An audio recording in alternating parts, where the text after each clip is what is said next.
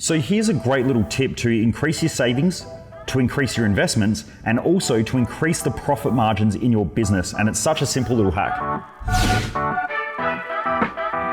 Mofos, welcome back to another episode of The Underestimated Entrepreneur. For those of you who don't know who I am, I'm Michael Mojo, founder of Mojo Human Performance Institute, where we focus on business, mindset, and lifestyle optimization. And the reason why I do these episodes is that most people waste their life, and I just don't want you to be one of them. Now, if you haven't already done so, Mofos, if you can, please share this podcast with one person this week or even today, right now. Grab your phone and screenshot it and send it to someone with a link, because each person that you share it with helps our numbers to increase. It helps us to get out to more people. It also helps me to share some great information. Hopefully it will help get more people to our events like our Thrive Time event, which we can really help people to excel and to create a success plan for their own life instead of living in everybody else's shadows. And I find that happens so much in this day and age, is that most people are trying to compete with everybody else. Most people compare their lives to others. And so many people suffer with depression, anxiety, just feel stressed out all the time, feel burnt out, feel like they're not good enough, feel like they're not going to achieve the life that they want. And these are consistent things that happen when you compare your life to everybody else's. And the reason why that happens is because most people don't live the life that they want just because they're unclear. They haven't really created their own map for success for life. And so at our Thrive Time event, we teach you 3 pillars to help you build fulfillment first of all, and to figure out what fulfills you. And there are 3 steps to figuring that out. And once you get clear on that, it's really, really easy then to create absolute focus and clarity within your own life in the direction that you want to go. And then you can set effective goals that then lead you along that path while being fulfilled. And then finally, we tap into human psychology, where we get into what creates drive and consistency and balance and stability within your own life, which is figured out for you. I think way too many people out there tell you how to be somebody else instead of being yourself. I was talking to someone the other day who's a business owner, and I said, he was telling me about all these staffing issues and the problems and how staff are like hiking up his workload, and he just feels like he has the pressure and the weight of the whole team on his shoulders. And what I told him was that he built his team around what he thought he should have built them around, instead of building them around how he works best. And if you're hiring people in your business to help optimize how you work effectively and efficiently, you'll build a wicked business that you love. If you build a business like most other people, you just build a business that traps you in it. And that's because everybody else relies upon you and you're the go-to person and so on. You didn't make the decision about how you work effectively. So you want to build an effective life, you've got to build it around how you live and what are the greatest things to help you excel. And we do that through those 3 pillars. So if you haven't already done so yet, please grab your ticket to that event. It's called Thrive Time. You can go to our website. It's www.themojomaster.com.au, and you'll see it on there. You just scroll down on the homepage and you'll see ticket to Thrive Time. You can grab your ticket. We normally have people flying from interstate and overseas. There's plenty of accommodation around because we do it right in the heart of Adelaide, and it is our last event for the year that's open to the general public. So please, if you haven't already done so, go to themojomaster.com.au and grab your ticket. All right, so let's talk about, I think, something that is really, really important in both business and in life if you want to get ahead financially, and that's how you create margin. And what I mean by that is it's the amount of surplus that you have after you've paid what you need to pay. I guess you could say that's the margin. So it's the percentage of the margin between the cost that it takes you to make something or fulfill something, and then the profit margin of that product or that service or whatever. I think that's the easiest way of explaining it. Now, why does that matter even if you're not a business owner? Well, because if you make $1,000 a week and you spend $1,000 a week, you essentially have 0 margin in your life. And that way, when a bill pops up or something pops up, the only thing you can do is go get a credit card or go get a loan, because you're essentially fucked financially. And that's how most people live, especially in Australia and the westernized world, and actually all around the world. So how do we change that? How do you change it so that you know what the margins are of your business and you keep consistent margins? Or how do you know that within your personal life, how do you keep a margin where every week you have a set amount of money going into another account, which I don't even like calling a rainy day fund, because it's not for rainy days. When you call it a rainy day fund, you'll use it on a rainy day, and they happen often, and you'll never have any money. You'll never get ahead. So what do we do? What you want to do is you want to set up an individual account in your business or in your personal life, and you want to treat your life like a business, and you want to treat your business like a life. Those 2 things are essentially the same thing. Back in the old days, people used to say, well, what do you do in your personal life when you work in your business a lot? Those 2 things aren't separate these days, right? Your career is part of your life, right? It's part of your lifestyle balance, it's part of the choices that you need to make. Your business is part of your life, and it's part of the decisions that you make. So if you're separating your personal life from your business, and you're separating your business from your relationship, and you're separating your relationship from your health status, and you're separating your health status from your friends, then you're just going to end up with one broken apart life. And it's not a great idea. You have a life. And you have a life that you've built in the way that you build it based on the decisions that you make and the clarity that you have around the life that you're trying to build. Now, this is why Thrive Time's there, because if you don't know what you're trying to build, then how can you build it? You know, most people would never build a fucking house, which you might spend a couple of $100,000 or $5, 6, 7, $800,000. You might even spend $3 to $5 million building a house, but you'd never build it without architecture. You would never build it without plans. Yet the average person has something way more expensive, and it's called their life, because once it's gone, they will never get it back. You can always rebuild a house. It's very, very fucking hard to rebuild a life once you've fucked it. So, I mean, you can do it, but it's very, very hard, especially because you waste time and you can never get back time. My point is that most people will invest in an architect to build their house, but they won't invest in an architect to build their life. Most people will invest in plans for their house or their renovation, but they won't build the plans for their life or their business. And so most people end up in absolute chaos and carnage, and they never get what they really want to build. So this really comes back down to, how do we create the margin within our life so that we have money set aside for whatever happens, and we can use it in whatever way we want. Now, what I would recommend is, in your personal life, you want to set up some form of investment account where however you want to invest, you need to make investment decisions that are intelligent and wise for the lifestyle that you're trying to create. Because most people are massively insecure around money and finances, they tend to get rich quick or tend to chase get rich quick schemes. And when they do that, they tend to lose their money, which is a valuable lesson for them. And that is, you've got to earn the right to risk. So therefore, you want to start with low risk, low return. So if you're getting 3% or 5% on your money, then that's fine. And you start there until you have enough capital where you can start to grow that to 5 to 8%. And then you can do something a little bit more risky, and you can do 10 to 15%. And then you can go where you might get a 50% return or 100% return on investment, but that's high risk, high reward.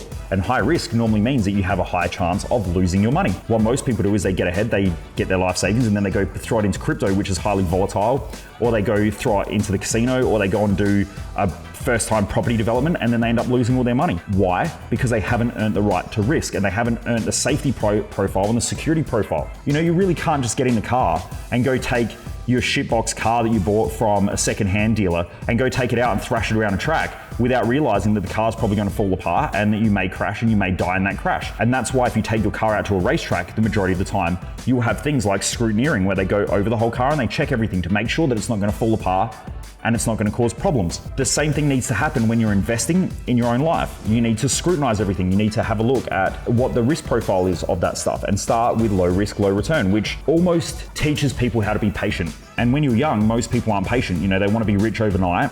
And it's something that I've had to learn. You know, I've lost a bit of money over the years. I didn't lose much, but I learned enough to make me uncomfortable to then go, I don't want to lose money anymore.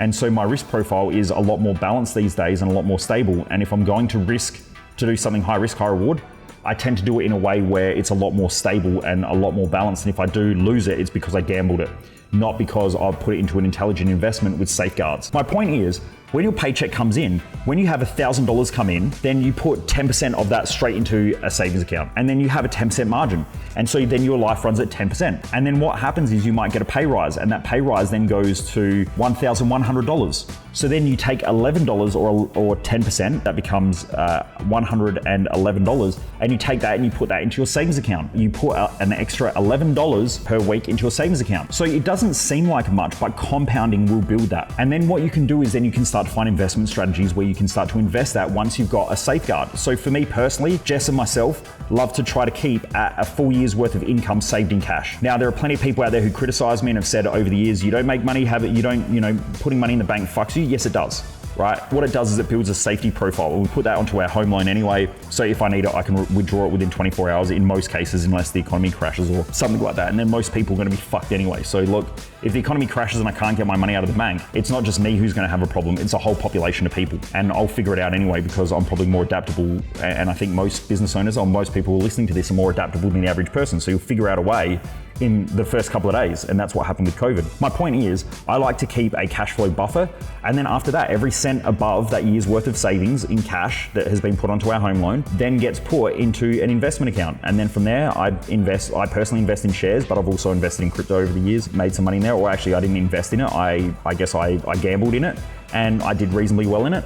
But I pulled the money out and I put it back into the share market, because I find it's a lot more predictable. It's a lot more safe, especially with the investments that I make. Now, that's because I'm comfortable there. Some other people do it in property and they're quite happy and comfortable doing property. Some people are more happy and comfortable doing things like crypto or buying foreign exchange or whatever it is. But you have to figure out what works for you. and the lifestyle that you're trying to create. So my point is that when you put 10% aside every week out of your personal money that you earn, then from there you start to build a savings account and you start to have a margin in your personal life. So if worse come to worse and you ever got sick, you could go and you could use that money. But my recommendation is never touch that money. So for me personally, I have my money in a completely different bank so that it's not with my main bank that I do all my dealings with, because then I can't see the money. I also have a direct transfer that goes from the bank to a point. So once I've built up my safety buffer, I then have the money gets transferred straight into my share account. And then from there, I just go in normally once a month or whatever and buy whatever shares that I want. You can also have an auto bought, so you could buy index funds or something like that. I'm not going to go into that in this episode, but you can automatically purchase those index funds weekly, monthly, yearly, however you want to do it. So you can easily do that, because the less you have to touch it and the less you have to handle it, the better it's going to be for you to get ahead financially. Because if you have to manually get in and push money out of your account and bills are sitting there and all that stuff, after a while you're like, fuck it, I'll just pay my bills and I'll do it because it'll make me feel comfortable. But here's the thing, your emotions are destroying your ability to get ahead financially. Because if you don't realize that it's your emotions that are making your decision on what you pay first, and you're not paying yourself first, and you're not paying your investments first, and that's more of a priority than paying your bills, then you won't get ahead financially. So most people are emotional with money. When someone has a heap of bills and they're like, fuck, I need to pay, they'll just grab their savings and pay for it out of it. I'm not saying that everybody should follow this strategy, because here's my break of the rule, and there's always ways around those rules. If you're not making enough money right now, my recommendation that I tell most people is spend it on growing. Spend it on personal growth, spend it on personal development, get your shit together, learn how to control your mindset, and invest as much as you can in growing, so that then eventually over time you can grow your earning capacity. Because if you've hit your earning threshold and you've hit your glass ceiling and you're not earning a lot of money, then what are you gonna do? There's nothing you really can do. You can put away like $2 a week into a savings account is great, right? It'll put you ahead of, I don't know, not many people. What you wanna do is you wanna figure out how to go from earning $1,000 a week to going and earning $10,000 per week. And that might take you 5 years, it might take you 6 years, and you might have to invest $100,000 in order to figure that out. But you invest $100,000, you've now taken your ability to earn from $1,000 a week to $10,000 a week, and you're consistently earning 10 grand per week. How quick are you going to get back your $100,000? Most people don't think like this, which is the reason why most people never get ahead financially. My suggestion is, if you're not consistently moving or growing your ability to increase your income, then go and figure out how to increase your income. Right? Go put that money in there first. And that's what I did. I spent $1 million before I made my first $1 million. Okay, I invested into personal development. Hence why normally in my library behind me, there's probably a good 50 or 60, maybe even $70,000 worth of books just in my bookshelf. Then when you go and have a look at all the courses that I've done, on the average year, I spend anywhere between $20,000 and some years $80,000 on coaches, mentors, traveling the world to learn, all of that sort of stuff. Now, $80,000 is the top end, but other times as well, you know, I'll spend $10,000 a year. This year's probably been a lower year, and I've probably spent maybe 15 to 20. Okay, that's a low year for me. But that's what I spend in order to consistently grow and to consistently excel as a person, because I wouldn't not go to the gym, so I would not train my mind. I wouldn't not surround myself with the greatest people that I could surround myself with. Okay? It's just, what can you not learn? You know, you can't put your hand in honey and not expect it to stick. You can't be surrounded with people who are crushing it and pushing hard in life and achieving great things and not start to soak up some of that information. And if not, you've got to question then why. What is it? What's in your mindset that's stopping you from doing that? And some people just have a mindset problem that they need to take care of. So they need to do that before they go hang out in those circles. But if you every week are earning, let's say $1,000 and you put 10% into a savings account, eventually that will compound, and over 5 or 10 year period, you'll then start to make some good money if you do it intelligently and you learn what to do and so on. But you want to increase your earning capacity as well as doing that as well. Now, for business owners, how do you do it? You take the margin out immediately. So what you do is that when you have a product that you're selling, let's say I'm selling water and it costs me 50 cents to bottle and get all the water there, I'm going to add a 10% margin on immediately